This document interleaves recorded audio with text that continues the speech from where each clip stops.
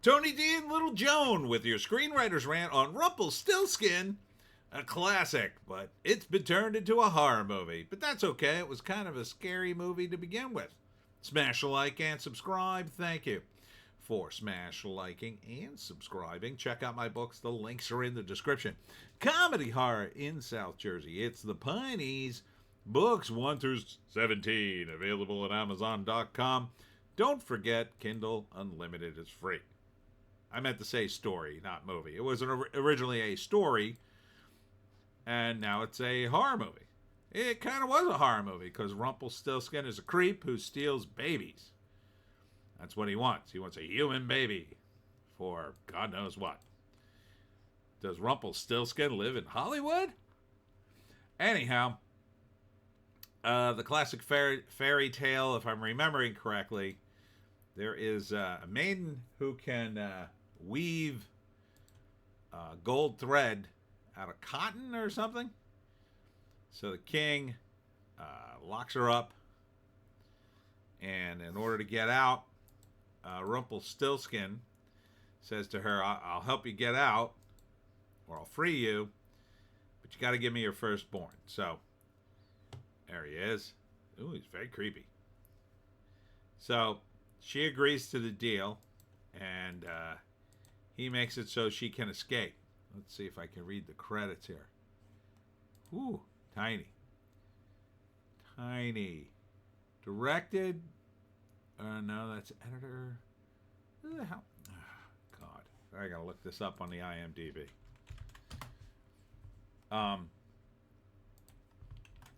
Rumple. Still. There he is. Stiltskin. Oh, that's 2006. This is a classic story. Rumpelstiltskin. The making of Rumpelstiltskin. What? Is this it? No. They got a making of. It's weird. Director Jack Perez. Is this no, I'm not seeing it here. Anyhow, I can't read the credits. As always, I can't read the credits. I don't even know if the credits are on there. But Rumpelstiltskin frees the maiden, or helps her escape, or something. And a prince, like, saves her, and marries her, and then she has a baby. But then she doesn't want to give up the baby to this creep, because he shows up, I don't know, years later. Says, I want my baby now. Give me my baby. And then I kind of forget what happens after that in the fairy tale. I think he kidnaps the baby, and then they have to go, like, get it back. And then the only way to get it back is for her to say his name and to guess his name, and his name is Rumpelstiltskin. And I forget how she like tricks him, I think. I don't remember. So the movie looks like it pretty much follows the fairy tale, except I'm sure there'll be a couple of extra scenes with the king and the prince and her, and there'll be dialogue back and forth, and they're just stretching out a fairy tale over 90 minutes. So for once, this makes sense, because Rumpelstiltskin is supposed to be kind of a jerk who steals babies. Here it is. Miller lies about daughter's gold spinning ability. Imp helps her impress King. She promises Imp her future child for continued aid. When payment comes due, Imp strikes deal with Devil. What the heck is this description? Are they farming this out to people who barely speak English now? Like, just write a normal synopsis.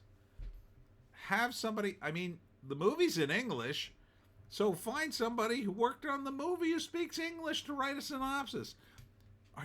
Man, they don't want to pay screenwriters anything in Hollywood, do they? I'm sure your screenwriter could have easily knocked one out in about 10 seconds. I've done this a million times, but that is a terrible, terrible synopsis. Let me read it again. Miller lies about daughter's gold spinning ability. Period. Imp helps her impress King. I guess that's Rumpelstiltskin. She promises Imp, her future child, for continued aid. When payment comes due, Imp strikes deal with Devil. It's like, it's not a tweet. Write the damn synopsis. These people, doggy, they infuriate me. They infuriate me. Yes, they do. So would I see this? Yeah, I'd probably actually see this. I like I like the story. I like the makeup a lot. I mean, he looks creepy.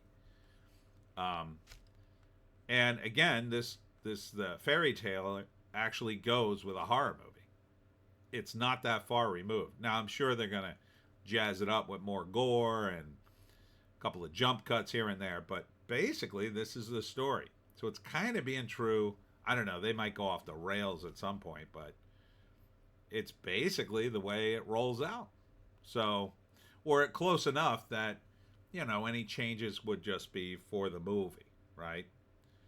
So, yeah. Rumpelstiltskin. See? You don't have to change things that much. Just got to find the material that fits your horror movie. Anyhow, that's it for me, Tony D and Squirmy Little Joan. Thanks for tuning in. Thanks to all who came out to One More Bar and Grill. I had to leave early. I couldn't feel my feet. It was that cold tonight. So I lasted till about 5:15.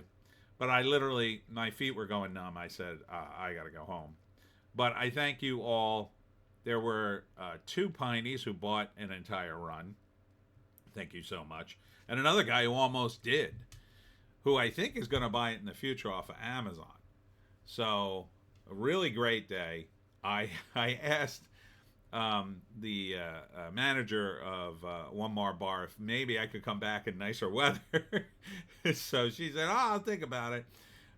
Because, she likes me there for Gator weekend. She feels like on a non-Gator weekend there might not be enough people. But I would disagree. I think the place is very popular.